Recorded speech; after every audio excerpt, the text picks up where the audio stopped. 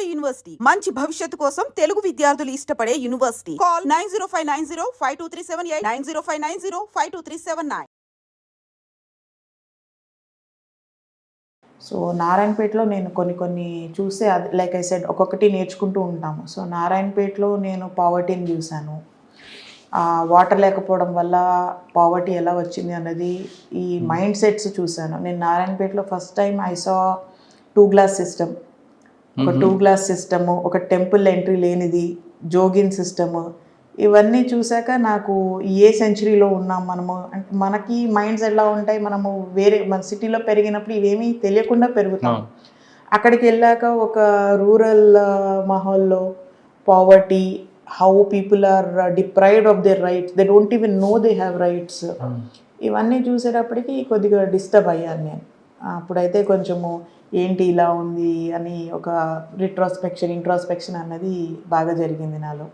But ఉద్యోగం మటుకు గట్టిగా చేసుకున్నాను నారాయణపేటలో కూడా. అక్కడ మీకు బాగా మెమరబుల్ ఉందండి అంటే 2 glass సిస్టమ్ కానీ బ్రేక్ చేశారా, లేదు వాళ్ళ దాన్ని చేసిన వాడిని అరెస్ట్ చేశారా, లేదు వాళ్ళు ఎడ్యుకేట్ చేశారా? నేను అయితే కేసెస్, అట్రాసిటీ కేసెస్ అక్కడ సరిగ్గా ఇది చేసేవాళ్ళు కాదండి, ఇన్వెస్టిగేషన్స్ ఏదన్నా. And it is a very communally sensitive area. నారాయణపేటలో అటు ఉట్కూరు, కోస్గి ఇవన్నీ ఉంటాయి అన్నమాట. నేనుగా ఒక కమ్యూనల్ ఇన్సిడెంట్ ఆపాను.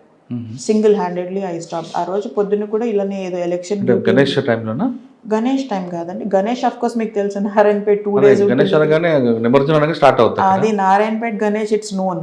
అది కూడా నేను వెళ్ళినప్పటి నుంచి కొద్దిగా టఫే ఉండింది నాకు, ఎందుకంటే కొద్దిగా ఈ మన ఒక పర్సన్ ఉండేవాడు అనమాట.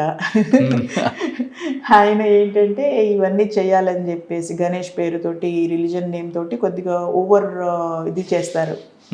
నేనేమో సెక్యులర్గా ఉంటాను.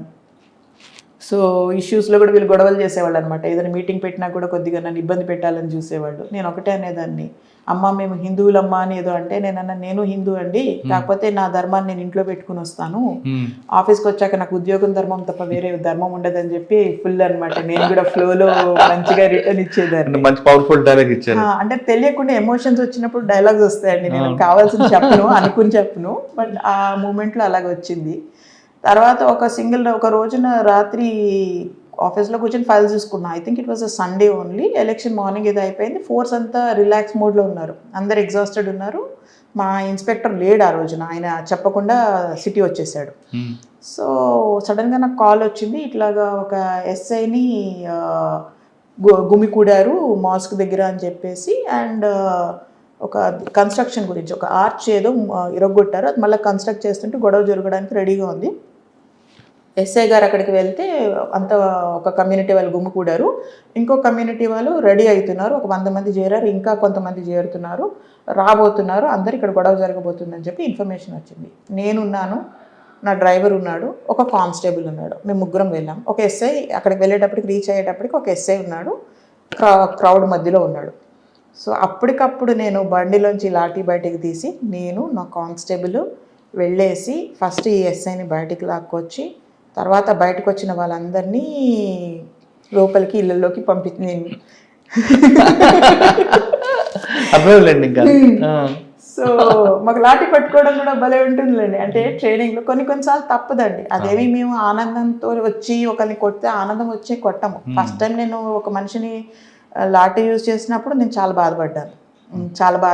అంటే నేను కొట్టినప్పుడు కాదు, అవతల ఒక ఇన్స్పెక్టర్ మనుషుల్ని కొడతా ఉంటే ఎందుకు ఈయన పిచ్చోళ్ళ వాళ్ళని కొడుతున్నాడు, how can you hit somebody, you are violating human rights అని చెప్పి వచ్చిన మైండ్ సెట్ ఇది. అక్కడి నుంచి మేము ఈ లాఠీ తప్ప వేరే పని చేయదు, ఈ టైంలో ఈ లాఠీయే పని చేస్తుందని చెప్పి, ఎందుకంటే చదువుకున్న పద్ధతిలో బిహేవ్ చేసిన వాడికి చెప్తాం, వినని వాడికి ఇదే పని చేస్తుంది అన్నప్పుడు. ఆ రోజుల్లో పెద్ద ఎన్హెచ్ఆర్సీ మానిటరింగ్స్ ఏం లేవు, కెమెరాలు. అదేనండి, అంటే ఇప్పుడు నేను ఆ మూమెంట్లో లేదండి, ఆ మూమెంట్లో అలాంటి మూమెంట్స్లో నా ప్రాణాన్ని నేను రిస్క్ చేసుకుని వెళ్తాను క్రౌడ్లోకి. నేను సెంటర్లోకి వెళ్ళి క్రౌడ్ మధ్యలో యూనిఫామ్ ఉంది కనుక వాళ్ళు మాట వింటారు. సో కొన్నిసార్లు యూనిఫామ్ కూడా కనిపించనంత ఇదిలో ఉంటారు. ఒక 100 మంది మధ్యలోకి సింగిల్ హ్యాండెడ్గా వెళ్ళి నా చేతిలో లాటే లేకపోతే నేను ఏం చేయలేను. అటువంటి బాబు విషయంలో ఇలాంటి వాడాల్సిందే, లేదు తప్పదు నాకు. అయ్యా బాబు అంటే వినే రకం ఉంటుంది. సో అందరినీ ఇళ్లలోకి పంపించి, అండ్ ఇంకోటి ఏం పని చేసిందంటే she will not tolerate cases పెట్టి అందరినీ లోపల వేస్తుంది, ఎక్కడా తగ్గదు అని చెప్పిన ఒక ఏదైతే ఉంటుందో అది డిటరెన్స్ వచ్చింది. ఎవరైతే వేరే కమ్యూనిటీ వాళ్ళు జమ అయ్యారో వాళ్ళలో మళ్ళీ గొడవలు అయితే మళ్ళీ కేసులు పెడతారు, మళ్ళీ మిమ్మల్ని లోపలేస్తుంది అని చెప్పేసి వాళ్ళు జమ అయిన వాళ్ళు వెళ్ళిపోయారు. సో ఆ రోజున ఐ థింక్ నేను మొత్తం సెట్ చేసి ఒక 2 hours నేను దానిని సిచ్యుయేషన్ని కంట్రోల్లోకి తీసుకొచ్చాక అప్పుడు పోలీస్ ఫోర్స్ పికెట్స్ నుంచి ఎలక్షన్ అయిందని చెప్పాను కదా, ఎస్పీ గారికి చెప్తే ఆయన ఫోర్స్ హెడ్ క్వార్టర్స్ నుంచి పంపించి ఒక 2 కంట్రోల్లోకి తెచ్చాక ఫోర్స్ వచ్చింది. మీ ఇన్స్పెక్టర్ గారు వచ్చారు అప్పుడు? మా ఇన్స్పెక్టర్ గారు పొద్దున్న వచ్చారండి. అది కాదు మేడం, మీ కంట్రోల్ నుంచి అంటే బయట దాటాలంటే ఇమీడియట్ బాస్ పర్మిషన్స్ వెళ్ళాలి కదా? అదేనండి, అలా చేస్తూ ఉంటారు కొంతమంది సబార్డినేట్స్, వాళ్ళకి వేరే సపోర్ట్స్ ఎక్కువైపోయి సుపీరియర్ ఆఫీసర్స్ ని వినకుండా దాటాలంటే ఖచ్చితంగా మీరు ఇమీడియట్ బాస్ ఉండాలి. అది కూడా రిపోర్ట్ పెట్టాను, ఏం యాక్షన్ లేదండి. ఓకే, కానీ నారాయణపేటలో మీరు చెప్పినట్టుగా జోగిని వ్యవస్థ కంట్రోల్ చేయడానికి మీరు ఏం చేస్తారు? సో ఫస్ట్ ఒకసారి అసలు అది నోటీస్లోకి రాగానే ఫస్ట్ టైం ఒక కేసు రిపోర్ట్ చెప్పారనమాట, ఇన్ఫర్మేషన్ వచ్చింది. సో అది కేసు రిజిస్టర్ చేయడానికి పద్ధతి వేరుగా ఉంటుంది. It's not something we were taught in the academy. First time నాకు అసలు జోగిని ఇలా ఉంటుందని చెప్పి ఇక్కడ ఇన్ఫర్మేషన్ వచ్చింది. ఏం చేయాలో తెలియలా, ఏం చేయాలి అని చెప్పి ఇన్స్పెక్టర్స్ని వీళ్ళని వాళ్ళని అడిగితే మేడం అది మనం కాదు, అక్కడి నుంచి మనకి రిపోర్ట్ అవ్వాలి అని చెప్పేసి ఏదో చెప్పారు. అది అట్లా వెళ్ళిపోయింది అది ఫస్ట్ది. తర్వాత అదే అమ్మాయికి మళ్ళీ పోస్ట్పోన్ అయ్యి మళ్ళీ ఏదో జోగిన్ చేయడానికి సెరమనీ ఉంటుంది కదా, ఆ ఇన్ఫర్మేషన్ రాగానే immediately I found out and I got a case registered. Case register చేయించాక తర్వాత ఇంకొక సీనియర్ జోగిని వచ్చినట్టుంది నా దగ్గరికి, వచ్చేసి ఏదో చెప్తూ ఉండాలి, మా దగ్గర ఇది మామూలు మేడం అని చెప్పేసి ఏదో. నేనైతే టాలరేట్ చేసేది లేదు, కంపల్సరీ కేసులు రిజిస్టర్ అవుతాయి, ఊరుకునేది లేదని చెప్పేసి అది ఆపాం. దాని తర్వాత దాని మీద ఏ ఇన్ఫర్మేషన్ ఉన్నా కూడా, ఎక్కడ టెంపుల్స్లో ఏమున్నా కూడా ఇన్ఫర్మేషన్ పెట్టుకుని I was making sure that and ఆ ఇయర్లో ఫస్ట్ టైం అనుకుంటాను ఇన్ఫర్మేషన్ అడిగారు, తెలంగాణలో ఎన్ని కేసులు రిజిస్టర్ చేశారు అని చెప్పేసి. ఒక్కటే ఉండింది, Narayanpet. It's not even prevalent in other districts that much అనుకుంటా, అప్పుడు అక్కడ ఉంది. అంటే మన దగ్గర లేదు కానీ మీ దగ్గర మా మహబూబ్నగర్ జిల్లా నారాయణపేట, అనంతపూర్ దగ్గర కొన్ని ఒక జిల్లా పార్ట్ ఉంటుంది అంతే. అది కర్ణాటక రేణుకా మాత అని ఏదో చేస్తారు అనుకుంటా. I am not sure, I should not take names. తర్వాత నారాయణపేట తర్వాత నేను గ్రేహౌండ్స్ ట్రైనింగ్ అని చెప్పేసి ఒక 3 months కంపల్సరీ గ్రేహౌండ్స్ ట్రైనింగ్కి వెళ్ళామండి. దాని తర్వాత మమ్మల్ని అదే బైఫర్కేషన్ టైం, సో రాజమండ్రికి పంపించారు ఓఎస్డి క్రైమ్స్. రాజమండ్రి చేసినప్పుడు క్రైమ్స్ వర్క్ నేర్చుకున్నాను. అండ్ దాని తర్వాత కడియం అసెంబ్లీ ఎలక్షన్స్ ఇన్ఛార్జ్ అనమాట. So that was again, Kadiyam is a tough place అనమాట. నాకు కెరియర్లో టఫెస్ట్ నాకు ఇస్తూ ఉంటారు, ఎందుకో తెలీదు. ఏదైతే టఫ్ ఉంటుందో దానికి మనం పంపిస్తూ ఉంటారు. సో అక్కడికి వెళ్ళి లాస్ట్ టైం ప్రీవియస్ ఎలక్షన్స్లో అక్కడ ఏవో ఇట్లాగే గొడవలు జరిగి మనుషులు చంపారు, ఇట్లాంటివన్నీ ఉన్నాయి, టఫ్ ఉంటుందని చెప్పినా కూడా I did like I enjoyed that.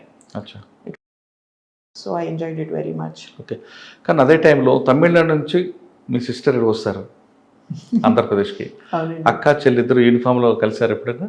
చాలాసార్లు. సో రోజు ఇంట్లోంచి బయలుదేరేవాళ్ళము.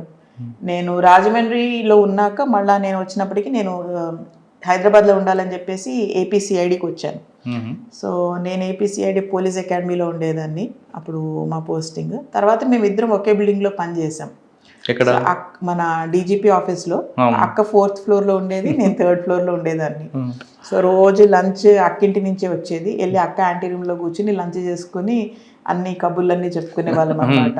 సో ఎప్పుడన్నా అక్కకి ఏదైనా ఉద్యోగం విషయంలో she wanted some drafting some reports or something, I would help her out with that.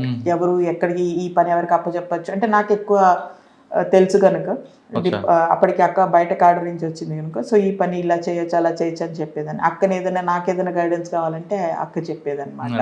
అంటే 2 సంవత్సరాలు అనుకుంటాను మేడం ఇక్కడ పనిచేస్తున్నారు? లేదండి, 7 years ఉండింది, 14 నుంచి 21 వరకు. హోమ్ గార్డ్స్ దీన్ని కూడా చేస్తున్నారు కదా? హోమ్ గార్డ్స్ చేశారు, వెల్ఫేర్ చేశారు, కొన్ని రోజులు సిఐడి చేశారు. So she was there for 7 years. కానీ మీ ఇద్దరు అక్క చెల్లెలు బాగా ఎంజాయ్ చేశారు అయితే? మా own sisters are sisters, you will be friends always. Okay, తర్వాత ఎక్కడికి వచ్చారు మేడం? కడియం తర్వాత రాజమండ్రి తర్వాత my next posting was again in APCID. So ఏపీసీఐడిలో నేను ఎస్సీఆర్బి చూసుకున్నాను. ఎకనామిక్ అఫెన్సెస్ వింగ్లో డిఎస్పీ ఎకనామిక్ అఫెన్సెస్ వింగ్ చేసినప్పుడు అది అగ్రిగోల్డ్ కేస్ ఇది ఉండింది అనమాట, ఒక కమిటీ ఉండింది ఆప్షన్కి. సో దానికి నేను నోడల్ ఆఫీసర్ ఫ్రమ్ సిఐడి ఉన్నాను. And after CID I worked in ఏపీసీఐడిలో ఉన్నప్పుడు మాకు ఆఫర్ ఇచ్చారనమాట, లైక్ బికాస్ నేను తెలంగాణకి రావాలి కానీ నేను work place was in AP. So I continued in AP. మాకు అప్పటికి బైఫర్కేషన్ అవ్వలేదు స్టేట్ సర్వీస్ ఆఫీసర్స్కి. So Telangana counter intelligence cell నుంచి అడిగారు, నీకు కౌంటర్ ఇంటెలిజెన్స్లో పనిచేయడానికి ఇంట్రెస్ట్ ఉందా అని చెప్పేసి ఇంటర్వ్యూకి రమ్మన్నారు. నేను అప్పుడు ఇంటర్వ్యూకి అని చెప్పేసి కౌంటర్ ఇంటెలిజెన్స్ సెల్కి వెళ్ళాను అనమాట. I was selected and mutual deputation మీద తెలంగాణకి వచ్చాను. అచ్చా, మీ ఇక్కడి నుంచి ఎవరు వెళ్ళారండి అక్కడికి? మాధవ్ రెడ్డి అని చెప్పేసి నా బ్యాచ్మేట్ కడప. సో ఆయన పోలీస్ అకాడమీలో ఉండాలి, ఆయన ఆంధ్రాకి వెళ్ళాలని చెప్పేసి యాక్చువల్లీ ఆయన నాకు ఇనిషియేట్ చేసేది అనమాట. నేను వెళ్ళాలి, నాకు ఇంకొకరు కావాలి, నువ్వు తెలంగాణకే రావాలి కదా, నువ్వు జస్ట్ సంతకం పెట్టు, మిగిలింది ఎక్కడెక్కడ ఏమేమి డీల్ చేయాలో నేను చేసుకుంటానని చెప్పేసి ఆయన అంటే సరే నువ్వు కాగితం మీద సంతకం పెట్టాను. అదే టైం అది కౌంటర్ ఇంటెలిజెన్స్ సెల్ వీళ్ళు అడిగేటప్పటికి I thought it was counter intelligence cell is a very prestigious post. అదే మాధవ్ రెడ్డి గారు ప్రస్తుతం పార్వతీపురం ఎస్పీగా ఉన్నారు. అవునండి. అంటే కౌంటర్ ఇంటెలిజెన్స్లో మీ వర్క్ ఏంటి ఉంటుందండి? ఇప్పుడు అప్పట్లో మీరు పనిచేసిన టైంలో ఐఎస్ఐ కొంచెం ఆ మాడ్యూల్స్ కానీ లేదా ఫుడ్ ఇంటెలిజెన్స్ ఏ విధంగా చేస్తారు? అంటే మీకు బాగా టఫ్ మోడల్ ఏముందండి? నేను కౌంటర్ ఇంటెలిజెన్స్ సెల్ అప్పటికి వెళ్ళినప్పుడు నాకు 7 years ఎక్స్పీరియన్స్ అండి, like in the department. I was young, I mean now when I look at it I was young, but what I learned in 7 years in the department, in 7 months in counter intelligence and cell I learned more. I had an excellent officer, Rajesh Kumar sir unde, ఇప్పుడు I4Cలో ఉన్నారు. He is a very dynamic officer with vision and very innovative ideas. ఆయన thinking వేరు ఉంటుంది. ఆయన దగ్గర పనిచేసేటప్పటికి నేను basically MA anthropology చేశాను central యూనివర్సిటీలో. నాది ఆర్ట్స్ బ్యాక్గ్రౌండ్ అండ్ సివిల్స్ కోసం అని చెప్పేసి నేను ఆర్ట్స్ బ్యాక్గ్రౌండ్లోకి వచ్చాను. అయితే సార్ నన్ను ఏం చేశారంటే కంప్యూటర్స్ ఎంత నాలెడ్జ్ ఉందని చెప్పి చెక్ చేశారు ఇంటర్వ్యూలో. I had basics, I was all right.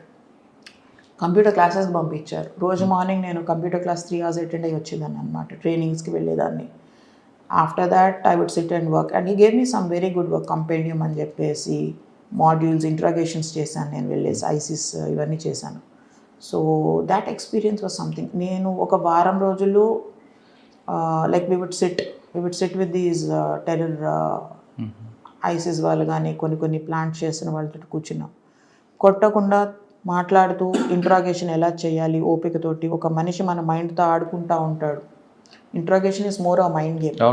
So అది నేను నేర్చుకున్నాను. మైండ్ గేమ్ ఎలా ఉంటుంది చెప్పండి ఒక కేసు. మైండ్ గేమ్ ఎలా ఉంటుందంటే ఒక 22-year-old ఉండేవాడు వాళ్ళలో. సో వాళ్ళ అన్న కూడా ఈ terror Bhopal train Ujjain train blast bomb పెట్టారు, ఎవరు చనిపోలేదు. పెద్ద మాడ్యూల్ అనమాట అది. కొంతమంది ఇక్కడ భోపాల్లో ఉండాలి, కొంతమంది లక్నోలో ఉండాలి, కొంతమంది కాన్పూర్లో ఉండాలి. వీడు 22-year-old was playing with me. అంటే నేను చాలా ఇన్నోసెంట్, నన్ను వాళ్ళు ఇందులో షామిల్ చేశారు, నాకేం తెలీదు, నీ ఇలాంటి వాళ్ళకి నుండి నాకు చెప్పుంటే నేను ఇలా అయ్యేవాడినా అని మొదలు పెట్టాడు అనమాట. నేను కూడా ఫస్ట్ 2 days చూశాను, 3 days చూశాను, నేను కూడా నేను అక్క లాంటి దాన్ని అని చెప్పి నేను 4వ రోజు నేను మొదలు పెట్టాను. సో దాని తర్వాత we needed some information which I could extract from him మాటల్లో. But the thing is you should not get into పడిపోకూడదు అనమాట. వాళ్ళ ట్రాక్లో మనం పడకూడదు, మన ట్రాక్లో మనం ఉంటూ వాళ్ళ ట్రాక్లోకి అప్పుడప్పుడు వెళ్తూ రావాలి. సో మన మైండ్ని మనం కంట్రోల్లో and interrogation is a game, like I said. మనం వెళ్తాం అప్పుడప్పుడు, మిస్ అవుతుంది, మళ్ళీ మనం వచ్చేయాలి. సో ఇది వాళ్ళ మైండ్లోకి చూడగలగాలి. వాళ్ళు నన్ను ఎటు తీసుకెళ్ళాలనుకుంటున్నారు, వాళ్ళు నన్ను ఎటు మిస్లీడ్ చేస్తున్నారు, నేను మళ్ళీ వాళ్ళని మన ట్రాక్లోకి తీసుకొచ్చి నాకు కావాల్సిన ఇన్ఫర్మేషన్ ఎట్లా తీయాలి. So it's all like you have to process అనమాట. చాలా నడుస్తుంది స్పాట్ డెసిషన్స్. మనం అనే ప్రతి వర్డ్, వాడనే ప్రతి వర్డ్, మన దగ్గర ఉన్న ఇన్ఫర్మేషన్, మన దగ్గర ఉన్న ఇంటెల్ వాడికి తెలియదు మనకి తెలిసినట్టు. సో ఇట్లా ఒక్కొక్క దాని మీద మనం will have to play on their mind and get information out of them. It is an art అండి, బియాండ్ అన్ ఆర్ట్. కొట్టడం కన్నా మైండ్ గేమ్లోనే ఎక్కువ ఇన్ఫర్మేషన్ వస్తుందండి. అంతేనండి. కాకపోతే ఏంటంటే కానీ దానికి ఎక్కువ పేషెన్స్ ఉండాలి. ఎగ్జాక్ట్లీ. మీరు వెంటనే బ్రేక్ అయిపోతాడు అని మాత్రం కాదు, టైం పడుతుంది. టైం మీరు పడుతుంది. మీరు 2 days అయ్యారు కానీ 1 month కూడా అయ్యే రోజులు ఉంటాయండి. ఉంటాయండి. అండ్ ఇది కొద్దిగా టెర్రర్ మాడ్యూల్స్ డిఫికల్ట్. నేను చేసిన ఇంట్రోగేషన్ అంటే నాకు అనిపిస్తుంది terror modules are difficult and women are difficult. కొట్టలేము, తిట్టలేము. సో సార్ 7 months తర్వాత ఎక్కడికి వచ్చారు నెక్స్ట్ పోస్ట్? నేను 7 months కాదు, నేను కౌంటర్ ఇంటెలిజెన్స్ 1 year చేశాను. Okay, తర్వాత? 1 year చేశాక నేను సిఐడికి వచ్చాను. So Telangana CID. తెలంగాణ సిఐడిలో ఫస్ట్ PCR సెల్ చేసినప్పుడు అక్కడ అడిషనల్ ఎస్పీ ప్రమోషన్ తీసుకున్నాను. అక్కడ కూడా నేషనల్ కమిషన్ ఏదో వస్తే దాని తాలూకా డ్రాఫ్టింగ్ అంతా I learn more of the note. సిఐడిలో ఫైల్ ఎలా రాయాలి, సో నోట్ ఫైల్, అవి నోటింగ్స్, తర్వాత వచ్చేసి investigation, in depth investigation. It's very good place to learn. And నా PCR సెల్ కనుక అగైన్ నేషనల్ కమిషన్స్ వస్తే వాళ్ళకి హౌ టు ప్రిపేర్ ఇన్ఫర్మేషన్ పెద్దగా ఉంటుంది. So that I learn in PCR cell. Next additional SP PCR cell చేశాక నేను I went to IIM Bengaluru అండి. So this is a government of India sponsored programme అనమాట. ఇందులో ఏంటంటే IIM బెంగళూరులో మనము PGPPM అని post graduate diploma in public policy management అని ఉందన్నమాట. సో అక్రాస్ ద కంట్రీ వాళ్ళు నామినేషన్స్ అడుగుతారు. నేను కూడా నామినేషన్ ఇచ్చాను, ఇంటర్వ్యూకి పిలిచారు, సెలెక్ట్ అయ్యాను. So IIM Bengaluru 1 year programme. 1 year programme నేను IIM బెంగళూరులో అటెండ్ అయ్యాక ఐ కేమ్ బ్యాక్ ఫర్ మళ్ళీ ఐ రిటర్న్ టు సిఐడికి వచ్చేటప్పటికి నేను అప్పటికి I was made incharge SP GOW. Okay. So 6 months సిఐడిలో ఇన్ఛార్జ్ ఎస్పీ GOW చేశాక మళ్ళీ వాళ్ళు ఏమన్నారంటే IIM బెంగళూరులో నువ్వు ఒక 3 months మళ్ళీ వచ్చి ఎక్స్ట్రా క్రెడిట్స్ చేస్తే నీకు మాస్టర్ ఆఫ్ మేనేజ్మెంట్ స్టడీస్ ఇస్తాం పబ్లిక్ పాలసీ అంటే మళ్ళీ పర్మిషన్ తీసుకుంటే government was very kind. So ఇమీడియట్గా ఒక 3 months నేను మళ్ళీ I went back to IIM Bengaluru. I finish those 15 extra credits and I got a master of management studies in public policy from IIM Bangalore. Then I came back, I was posted to the police academy అనమాట. ఇంకా so police అకాడమీలో ఉన్నప్పుడు అప్పుడు ఈ అమ్మాయిల batch 650 AR women PCs వచ్చారు. VK Singh sir was our director and he wanted a woman officer to be the principal of the ETS police academy PTC. I was made principal. 650 girls-ని నేను Covid పీరియడ్లో with lot of difficulties అనమాట. అదొక experience, అదే ఒక difficult experience. వీళ్ళకి training ఇప్పించడము, ఈ 650 మందికి సరిపడ్డం. At the same time మాకు ఎస్ఐస్ కూడా ఉండాలి, అరౌండ్ ఒక 1800 ఎంతమంది ఎస్ఐస్ ట్రైనింగ్ నడుస్తుండాలి. ఫెసిలిటీస్ తక్కువ మనకి, ఫైరింగ్ రేంజ్ కానీ క్లాస్ రూమ్స్ కానీ అన్నీ తక్కువ ఉన్నాయి.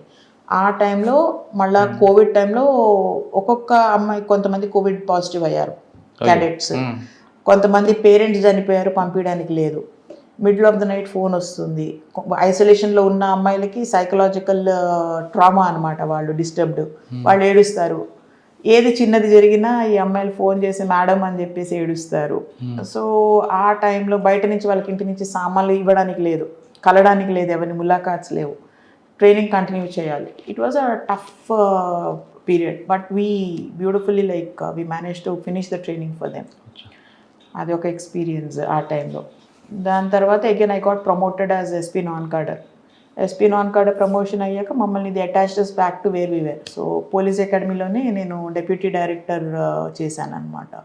కొన్ని రోజులు ఇండోర్ చేశాను. దాని తర్వాత రీసెర్చ్ R&D అని ఇచ్చారు నాకు, వెల్ఫేర్ R&D. ఇండియాలో ఉన్న ఇన్స్టిట్యూషన్స్ అన్నిటికీ వెళ్ళేసి బెస్ట్ ప్రాక్టీసెస్ అండ్ ఇన్నోవేషన్స్ చూసి రమ్మంటే ఐ డిడ్ సమ్ స్టడీస్. ఒక 6 అకాడమీస్కి వెళ్ళేసి స్టడీస్ చేసి రిపోర్ట్స్ సబ్మిట్ చేసి ఇవి మనం ఇంప్లిమెంట్ చేయొచ్చు ట్రైనింగ్లో అని చెప్పేసి రిపోర్ట్ సబ్మిట్ చేశాను.